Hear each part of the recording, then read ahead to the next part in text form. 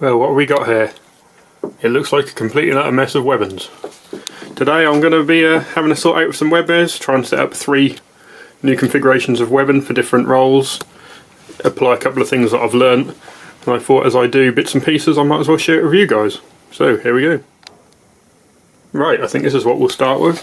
I've got to put together an Airborne weapon quickly. This looks like a decent start to me. This is an original reinforced canteen cover. We've got an original medical kit pouch, a couple of reproduction rigger pouches.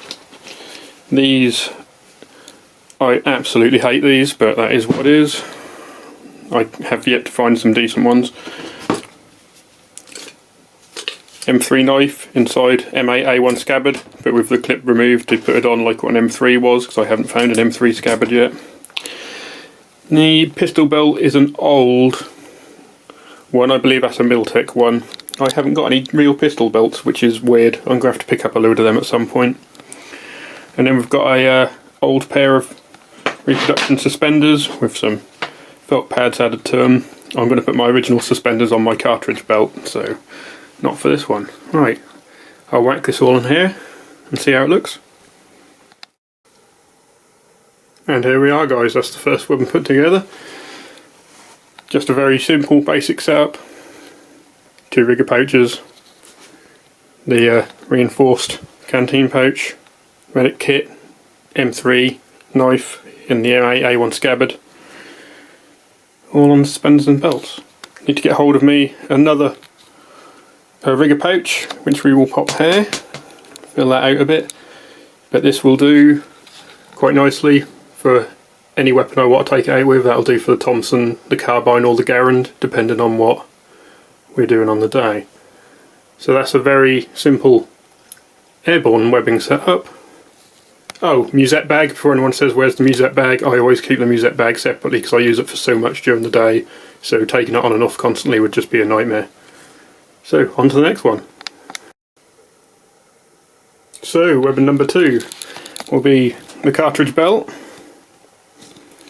That's an original cartridge belt with an original bayonet and scabbard. Original medic pouch. What's this one dated?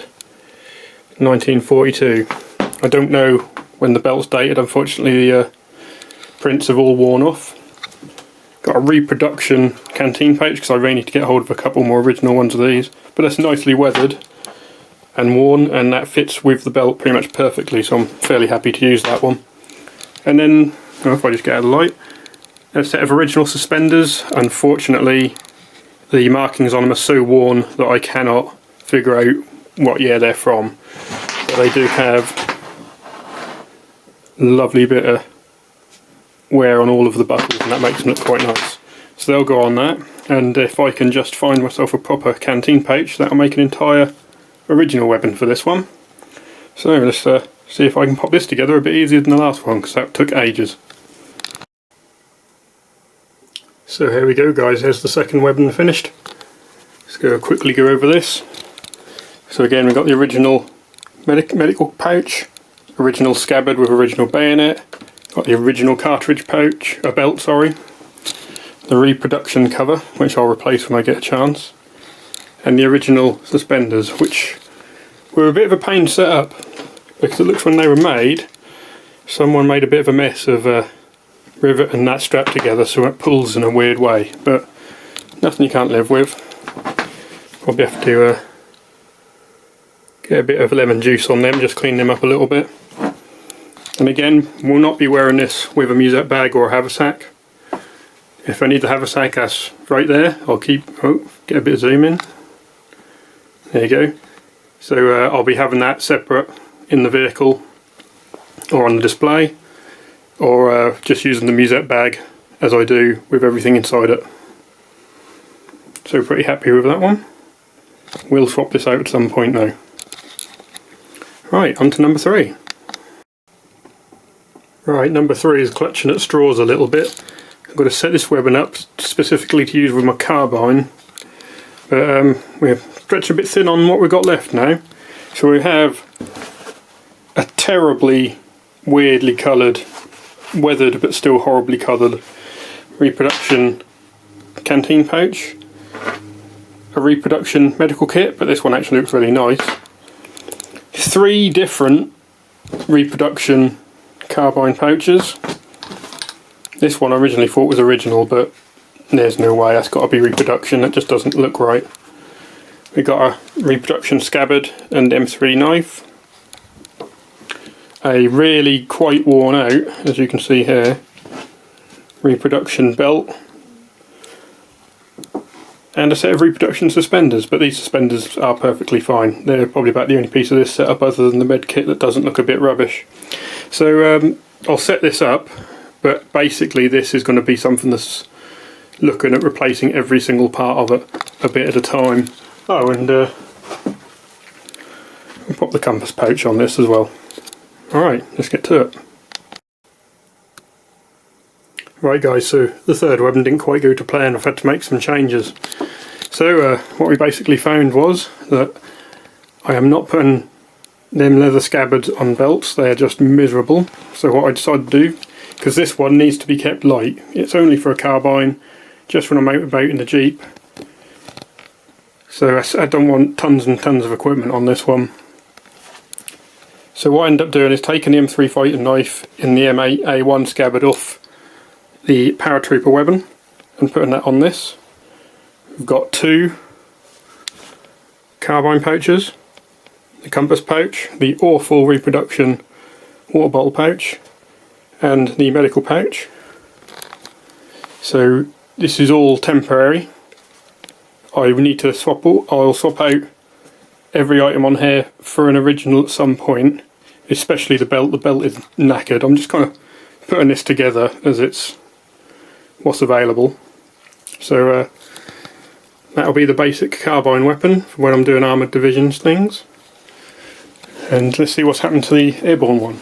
So basically we've added our reproduction M1 bayonet. That will only be temporary until I can get a full size 14-inch bayonet, because I want the 14-inch bayonet and my armoured division's cartridge belt, and then I'll put the original M1 bayonet on instead of this, and I'll find somewhere to put that or sell it or whatever. We'll have the M3 fighting knife here, so we can strap that to something if we feel the need to. Just got a couple of laces in it, don't want to upset anyone with any of them stupid utility straps that normally get sold with them. So we've now got some extra room on here, so we've got to put another rigger pouch here and possibly another rigger pouch there when we get hold of some. But I'm pretty happy with that really. That will still be usable for any weapon that I have depending on the day. And well, the carbine pouch, the carbine setup is what it is. It's not the best, and it's definitely got a hell of a lot of room for improvement. But there's a couple of big shows, military affairs coming up in the next few months, so hopefully I'll be able to make a list and grab everything I want. So oh, it's a bit dark on there, but we've got the cartridge belt down there. So that's 3 webbing setups made. Sorry, I'm a bit knackered today, so I aren't speaking brilliantly.